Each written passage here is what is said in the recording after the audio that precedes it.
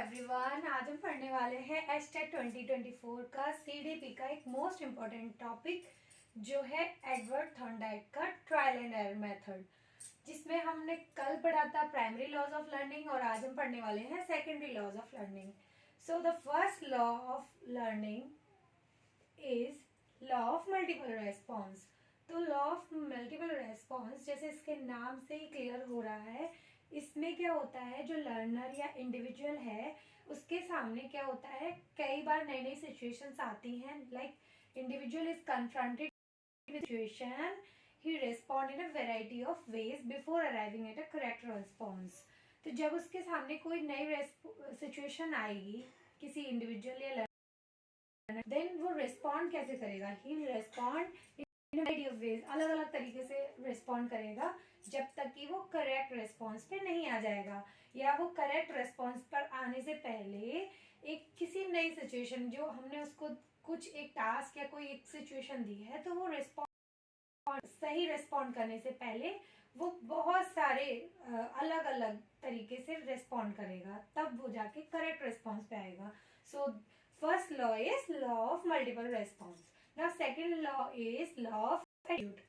इसमें क्या है कि जो इंडिविजुअल या कोई लर्नर है वो एक हेल्दी एटीट्यूड अगर है उसका, if he has a healthy attitude towards a task, then the task will be perform in much better way.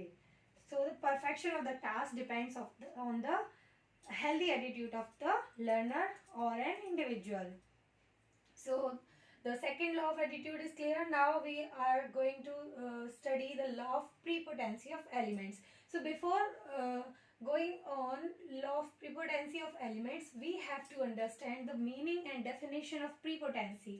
So prepotency is like predominance over the other things. जैसे हमारे पास बहुत सारे ऑप्शंस होते हैं, तो अगर हमें कोई एक सेलेक्ट करना होता है तो उसको हम प्रीडोमिनेंटली सेलेक्ट करते हैं, या उस एक को सेलेक्ट करने के लिए जिनको हम नेग्लेक्ट करते हैं वो जो है उसको हम कहते हैं prepotency. So learner tend to focus on the most important aspect of a situation and ignore the least important ones. तो इसमें क्या है कि जो लर्नर है वो क्या करते हैं, अगर उन्हें कोई एक सिचुएशंस में डाला जाएगा, किसी एक टास्क में जाएगा, तो वो फोकस करेंगे इम्पोर्टेंट एस्पेक्ट्स पर, और जो कम इम्पोर्टेंट एस्पेक्ट होंगे, लेस इम्पोर्टेंट एस्पेक्ट होंगे, उनको वो इग्नोर कर देते हैं। Now we are going to study the law of analogy. So in this law of learning, Thorndike is trying to say that a learner responds to a new situation on the basis of responses made by him in similar situation in the past. तो कोई जो learner या कोई individual है वो पिछले उसके experiences होते हैं, जो पिछले उसने पास्ट में सिचुएशंस अगर उस तरह की फेस की होती हैं, तो वो उसी तरह का ही रिस्पॉन्स उसका आगे आने वाली सिचुएशंस में भी रहता है। यानी कि जो